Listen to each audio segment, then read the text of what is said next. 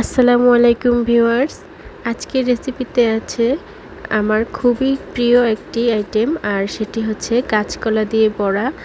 এটি খুবই সহজ একটি রেসিপি, আর আপনারা খুব সহজে ঘরোয়া পদ্ধতিতে বানিয়ে নিতে পারবেন।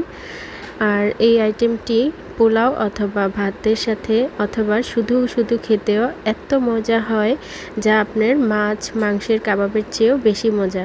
আপনারা একবার ট্রাই না করলে অবশ্যই সেটা বুঝতে পারবেন না, একবার হলেও ট্রাই করে দেখবেন।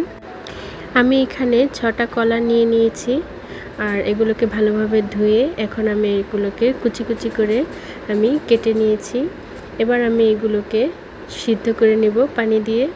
আমি সিদ্ধ করে নেব 10 থেকে 15 মিনিটের মতো মিডিয়াম আছে।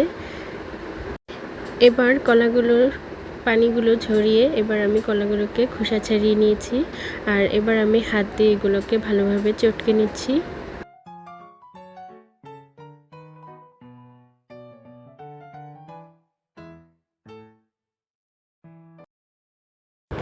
ভালোভাবে চটকে নিয়ে এবার আমি এতে দিয়ে দিচ্ছি পেঁয়াজ, কাঁচামরিচ কুচি, আদা বাটা, আর দিয়ে দিচ্ছি 1 চা চামচ হলুদ গুঁড়ো, 1 চা চামচ মরিচের গুঁড়ো, আর 2 চা চামচ পরিমাণ ধনিয়ার গুঁড়ো, 1 চা চামচ জিরার গুঁড়ো, হাফ চা চামচ দিয়ে দিচ্ছি গরম মশলার গুঁড়ো, পরিমাণ মতো দিয়ে দিচ্ছি লবণ, আর ধনিয়া পাতা দিয়ে দিয়েছি।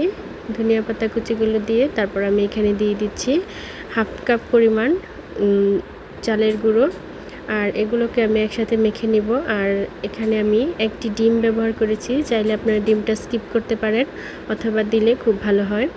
তারপর এগুলোকে আমি ভালোভাবে একসাথে মিশিয়ে নিয়েছি। এবার আমি ছোট ছোট করে বল আকৃতি করে তারপর চেপটা চেপটা করে আমি বড়ার আকৃতি করে নিচ্ছি, আর এভাবে আমি সবগুলো করে নিয়েছি।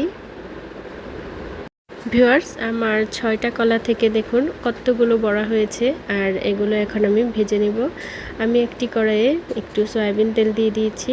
খুব বেশি পরিমাণ তেল দিতে হয় না, ডুবো তেলে ভাজার কোনো ঝামেলা নেই, তাই খুব সহজেই ভেজে নিতে পারবেন।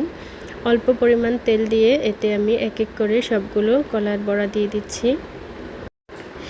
এই সময় চুলার আঁচটা মিডিয়ামে রাখবেন, খুব বেশি হাই হিটে রাখলে বড়াগুলো উপর দিয়ে পুড়ে যেতে পারে আর ভিতরটা ভালোভাবে সিদ্ধ হবে না। তাই মিডিয়াম আঁচে রাখলে তাহলে সুন্দরভাবে কলার বড়াটা হয়ে আসে। আমি এক সাইড উল্টে দিচ্ছি।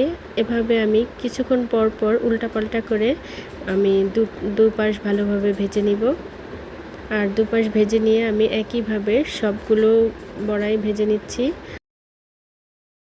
এই রেসিপিটি যখনই আমি করি তখন একটু পরিমাণে বেশিই করতে হয়, কেননা আমাদের বাসার সবারই খুব প্রিয় একটি রেসিপি। আর যদি মেহমান আসে বাসায় তা অবশ্যই আমি এটি করার চেষ্টা করি, আর মেহমানদের কাছেও খুব ভালো লাগে রেসিপিটি। আপনারা সবাই শুধু শুধু অথবা ভাতের সাথে, পোলাওয়ের সাথে, বিরিয়ানির সাথে এই রেসিপিটি করে মেহমানদের সামনে দিতে পারেন। আর আমার ভিডিওটি যদি আপনাদের কাছে ভালো লাগে তো আমার ভিডিওতে অবশ্যই লাইক, কমেন্ট, শেয়ার করবেন, আর আমার চ্যানেলটিকে সাবস্ক্রাইব করবেন। ধন্যবাদ, সবাই আমার পাশে থাকবেন। আবারও কোনো সহজ এবং ঘরোয়া পদ্ধতিতে রেসিপি নিয়ে হাজির হব, আর সেই পর্যন্ত সবাই ভালো থাকবেন। আল্লাহ হাফেজ।